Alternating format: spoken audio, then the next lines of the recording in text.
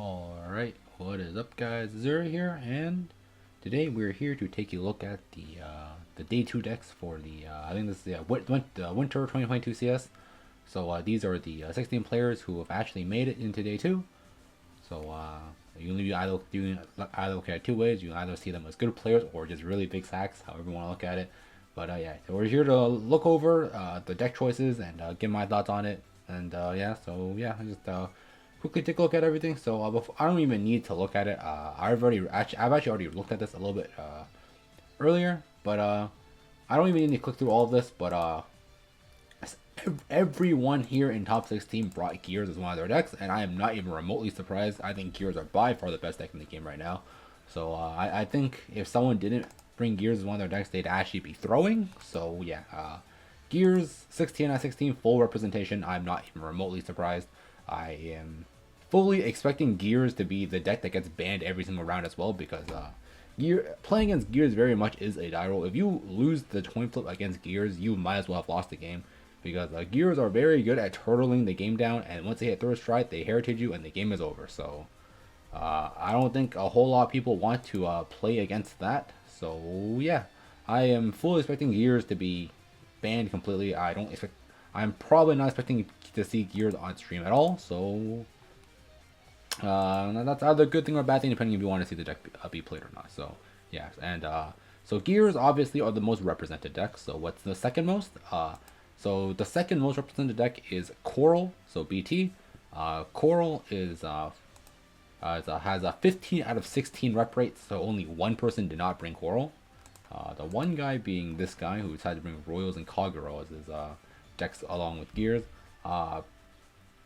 I personally saw this coming as well. I honestly thought Coral would have been 16 out of 16 as well, because I think after Gears, the next best deck is a deck that can deal with Gears, and I think the deck that's the best at dealing with Gears at the moment is Coral. Mainly because even if Coral loses the coin flip, the deck can still kill going first. But however, this is pick 3 ban 1, so even if you have Coral, Gears should not be a problem as long as you ban it, unless of course the players are more scared of just dying to Coral instead, which is fair to assume that some of them might be, because Coral as a deck right now is the deck is really good at pushing early game. The deck has pieces that lets it push even before it strides. It hits huge numbers before it strides as well. So it's very common for Coral to just push you all the way to like 4 or 5 before they even get stride, and then on their first stride, even though the stride itself doesn't actually do anything in terms of killing you, Kruk, let me just pull up some random deck list. This grade 0 stand you see right here, this one, this card is absolutely insane. This card is dumb as hell, and the reason why this deck is even so good to begin with, so because of this stand right here, this deck is really good at just killing you, even though the stride itself doesn't actually kill. But if they actually do want to try that actually kills, they have access to Alk. So yeah, this deck very threatening. It is a deck that will absolutely kill you. That has a very high chance of killing you on first try. They just draw their pieces. But in my opinion, I think Coral is it suffers from slight inconsistency issues in my personal opinion. The very obvious one is that Coral is a ride line deck, so the deck feels a lot worse if you don't open the ride line, mainly the grade 1, because if you open the 1, you can fix the 2. And yeah, my main issue with Coral is the fact that it is ride line, so it's a little inconsistent there, and the fact that this deck doesn't play that many stride fodder, because the deck is basically forced on 4 grade 0 stands, because this card is insane. And to supplement that, we've seen a lot of Bermuda lists we've seen here. We've seen a lot of players play grade 3s as heals, because realistically speaking, this deck is always ahead of damage anyway, so your heals probably won't be proccing off too much, so heals more or less than being guards in hand, or if anything. And if you play this deck at all, sometimes you notice that you will just end up shoving heals into soul for cost for a lot of your abilities. So yeah, realistically speaking, I actually do like the tech of grade 3, some grade of like half and half, like 2 grade 3 heals and 2 kill cards, just to make sure you have more stride fodder in the deck. And the most common heal that we see is like the split to with the Coral is the grade 3 Spica, so you get to play more extenders as well, so that's pretty nice. But overall, Coral is a very threatening deck. It is the only deck that can actually just straight threaten lethal before and on first stride, and that's probably the reason why this deck is so represented and why people rate it so highly. So yeah, Coral, second most represented deck, not surprising at all. So realistically speaking, the only real interesting thing we are here to take a look at is what the quote-unquote third deck that the people decide to bring are. So we'll just go through all the players. So I'm not gonna be bothered. Half these names are in Moon Runes. I cannot read these names, so I just refer to them as this guy or them or whatever. But yeah, so this guy, he decided to bring Nubuz as a third deck. I think Nubuz is a very solid choice. I think Nubuz is what probably might have been my third pick, just because like I think the deck is really solid.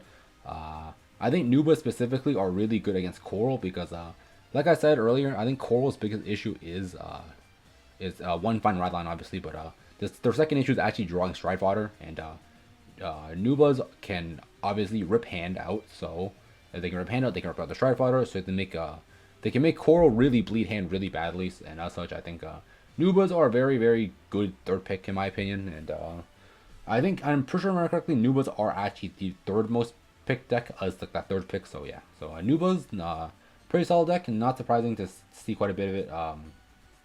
List is overall pretty standard, not a whole lot of variation to it. Some of these guys play crits in that.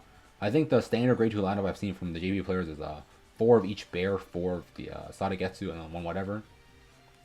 And the rest really is just how richer they are. This guy's G-Zone is kind of scuffed in my opinion. I think 4 Rinne is definitely better than 4 Bujin Lord, so yeah. Yeah, we'll take that as you will. This guy brought DI. DI, if you saw, I just did a video on this deck, but DI is just a stand cheese deck basically, and I guess that's probably why he's bringing it. He just wants to play a deck that tries to cheese the opponent. So yeah, honestly, not the worst thing in the world, because if you can cheese them, it is still, you only need to realistically to cheese the opponent once with this deck. So yeah, I think DI is a fine pick as well. I don't think DI is particularly like super amazing or anything, but they can definitely rob a few games here and there, and as such, I think DI is like a pretty solid pick as well. Here we see Nubuz as the third pick as well, and this one plays a little bit more crits. I think crits are kind of whatever in this deck, but it fuels extra souls, so it's always nice, I guess. But yeah, not a whole lot to go off of here. Just Nubuz is another pick. Angel Feather, I think Angel is actually a really interesting choice.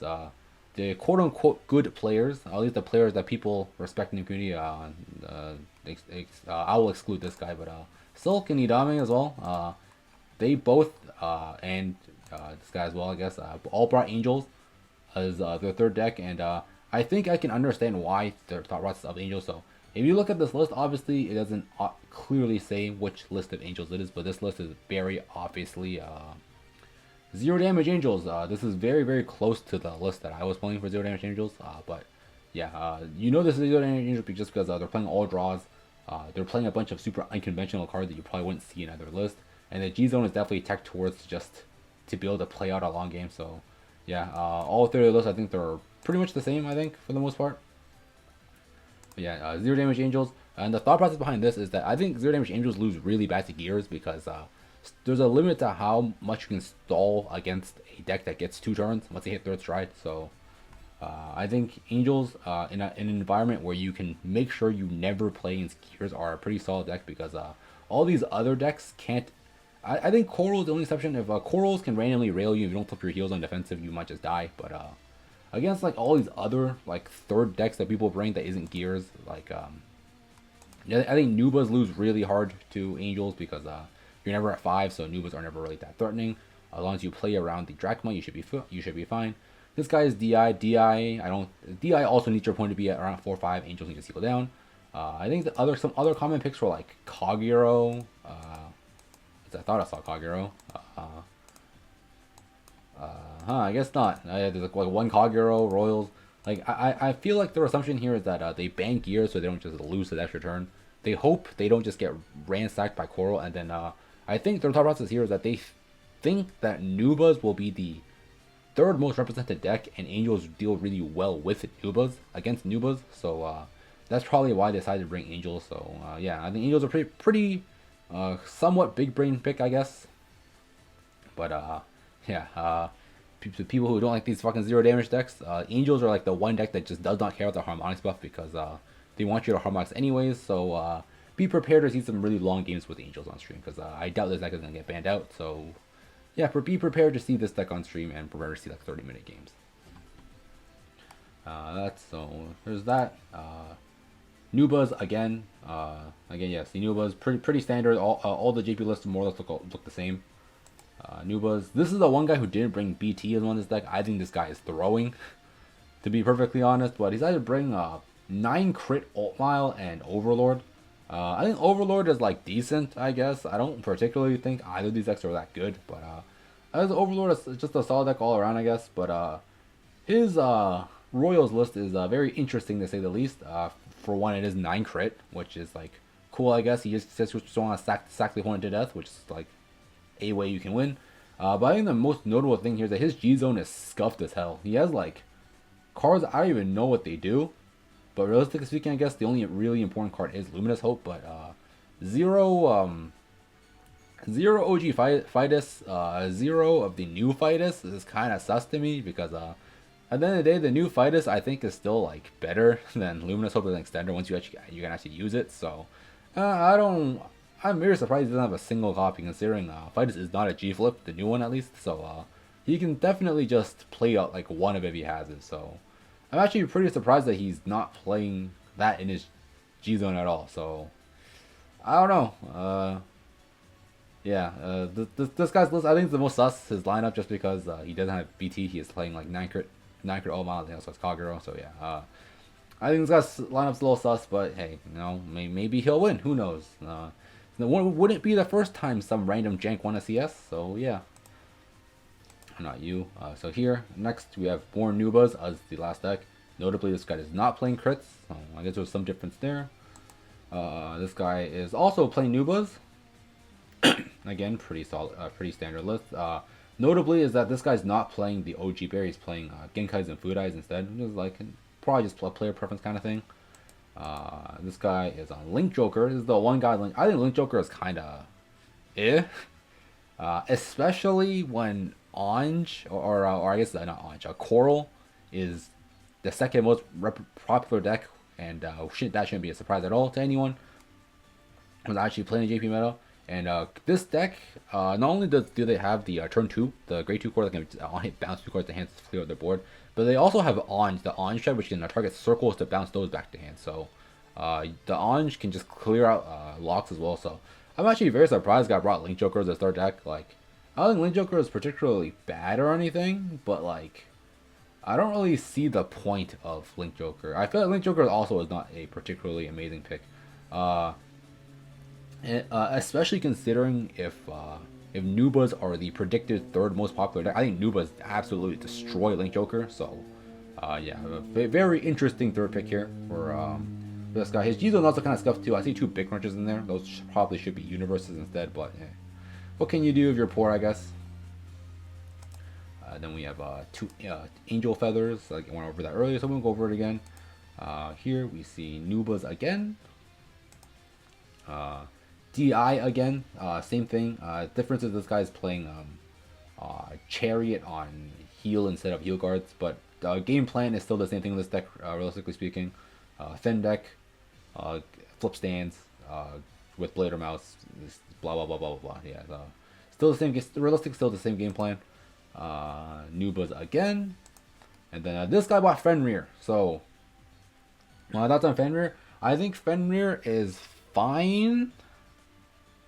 Because I think the main reason I think Fenrir fell off so hard is because Jet just like vomits out a bunch of back row intercepts and you just cannot do anything about it. So if you just ban Gears, your most problematic matchup is gone.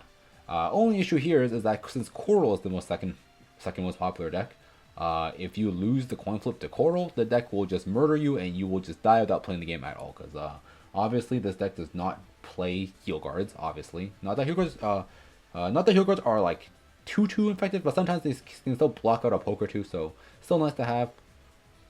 If you lose the coin flip to Coral, you're basically dead. As long as the Coral player didn't like Omega Brick on their hand, you're probably dead if you lost the coin flip. But if this guy believes he can just win the coin flip with Fenrir every single time, then I think Fenrir is probably a fine deck as well. The Harmonics buff definitely helps in stopping anyone trying to damage this deck at all whatsoever. So yeah, Fenrir I think is a very brave pick from this guy. You have to really believe in the deck to actually want to play Fenrir into a meta like this, even with Gears being banned. Because I think honestly, you lose coin flip against Koro, you've probably lost the game. So very brave pick. And finally, Golds is the last third pick deck here, and I think Golds are very interesting. I think I think Golds are mainly here because of the new Gurgrit's GB2 to just get back after guarding twice. Coral will check you a metric fuck ton of times, but once those intercepts working that, they swing into the intercept as well, so that might stop extenders like Speaker and stuff. So that's probably my guess on why they decided to bring Gold as their deck as a third pick, I guess. Gold are just like still like a solid deck, but it definitely doesn't feel like it's as good as these other decks. But I guess Gold also deal with Nubas pretty well because of the GB2 as well. So there's that. And yeah, I personally would not bring Golds, but I think Golds probably have that like a niche where if you really believe in that niche of this deck, then sure, I guess. But yeah. Golds, I think it's kind of sus, but you know, this person believes in it, this person believes in it. So yeah, and that's it for the short little breakdown of the day 2 of the CS decks. So quick recap: Gears most popular, 16 out of 16. BT 15 out of 16, second most popular. Third most popular one was Nubas. I wasn't keeping full count, but Nubas are the third most. Fourth most was Angels with 3. And then you had a few one-ofs. I think it's like Golds, Royals, Kagero, and Nuva, not Nuva, Genesis, Fenrir, and then there's 2 DI as well before that. So, not exactly what I'd call diverse, considering there is 16 out of 16 Gears and 15 out of 16 BT, but you know, these other slots are kind of diverse, I guess. But yeah, what can you? People are trying to win. Can't expect them to bring anything worse just for entertainment purposes, obviously. But yeah, that's just the meta the game is in. Gears are best deck. Coral is probably second best deck, and then you have everything else after it. So yeah, so that's it for this video. I guess I didn't say at the beginning. Maybe this video will come out after the CS, but as of recording, the CS has not happened yet. But yeah, you'll probably see this before the actual CS. So tell me guys what you think down in the comments, and I will be streaming the CS probably as it's going live. So if you guys want to check that out with some live commentary, very lazy commentary, obviously because it's really late at night for me. But regardless, if you guys want to check that out, links down below in the comments. Down below in the section comment section, the info box as per usual. So yeah, if you guys want to check me out, there's that. But as for this video, like, subscribe to the good stuff, and I'll see you guys next time. Peace out.